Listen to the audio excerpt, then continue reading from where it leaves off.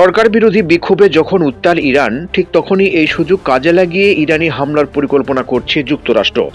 তবে এবারে এই হামলা বেশ ভেবেচিন্তে করতে হবে, কারণ গত বছর যখন যুক্তরাষ্ট্র এবং ইসরায়েল ইরানে সম্মিলিত হামলা চালিয়েছিল, তখন তেহরানও কঠোর পাল্টা জবাব দিয়েছে এবং বিশ্বের একমাত্র মুসলিম দেশ হিসেবে কাতারে অবস্থিত মার্কিন ঘাঁটিতে রকেট হামলা চালিয়েছে, যা এ পর্যন্ত বিশ্বের কোনো দেশ করার সাহস পায়নি।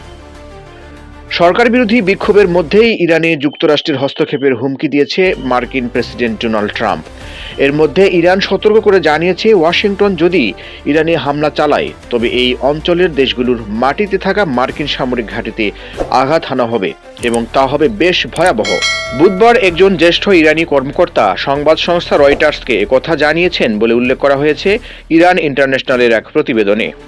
ওই কর্মকর্তা আরও জানিয়েছেন যে তেহরান সৌদি আরব ও সংযুক্ত আরব আমিরাত থেকে শুরু করে তুরস্ক পর্যন্ত আঞ্চলিক দেশগুলোকে জানিয়েছে, যুক্তরাষ্ট্র যদি ইরানকে লক্ষ্য করে হামলা চালায় তবে ওই দেশগুলোর মার্কিন ঘাঁটিতে আঘাত করা হবে। এর জেরে ইতিমধ্যেই ওয়াশিংটনের পক্ষ থেকে তেহরানের বিরুদ্ধে সম্ভাব্য সামরিক হামলার হুমকির প্রেক্ষাপটে সৌদি আরব ইরানকে জানিয়েছে যে তারা তাদের আকাশসীমা বা ভূখণ্ড কোনো ধরনের হামলার জন্য ব্যবহার করতে দেবে না। এর আগে যুক্তরাষ্ট্র সতর্ক করে জানায়, ইরানের চলমান বিক্ষোভ দমনে সরকারের কঠোর পদক্ষেপের জবাবে তারা প্রতিক্রিয়া জানাতে পারে। জবাবে তেহরান হুঁশিয়ারি দেয়, নতুন কোনো হামলা হলে তারা মার্কিন সামরিক ঘাঁটি ও নৌ সম্পদকে লক্ষ্য করবে এবং সেগুলো সম্পূর্ণ নিশ্চিহ্ন করে দেওয়া হবে।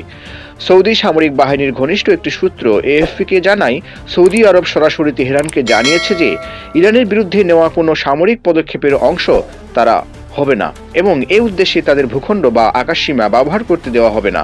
অন্যদিকে এই দুঃসময়ের মধ্যে আবারও ইরানের পাশে দাঁড়িয়েছে তাদের পুরনো বন্ধু রাশিয়া এবং চীন।